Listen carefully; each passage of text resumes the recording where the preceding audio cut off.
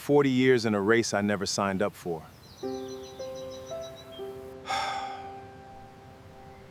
Comparing my chapter 2 to someone else's chapter 20.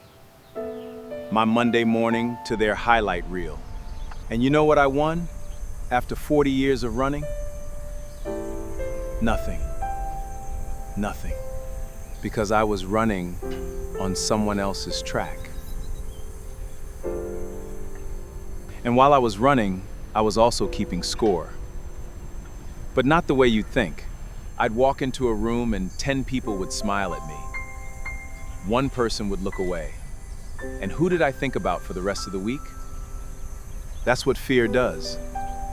It turns you into a mathematician who only counts what's missing. 10 people said yes. I went home and wrote an essay about the no. My body didn't know the difference between a bad thought and a real threat. It just reacted.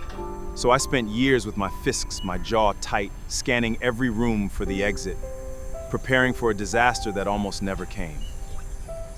Then one day, my body made the decision for me. It just stopped. Not cancer, just exhaustion. The kind where your bones feel hollow and the idea of standing up feels like climbing a mountain.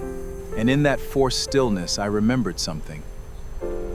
When I was a kid, I used to sit by the window in school and just drift.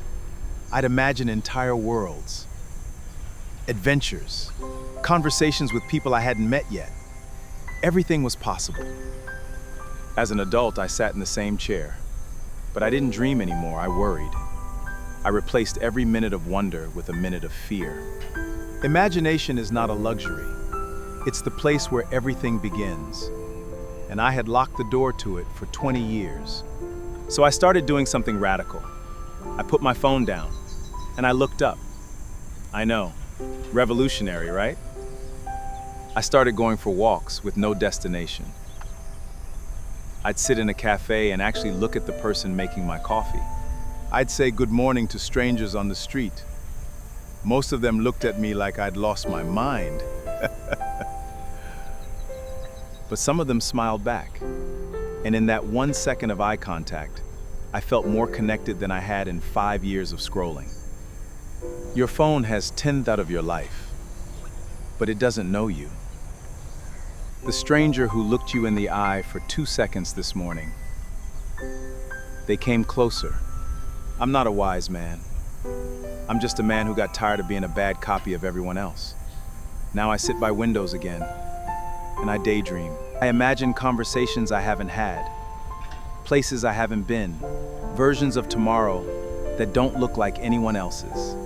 The best company I have ever kept is my own. And that took me 55 years to learn.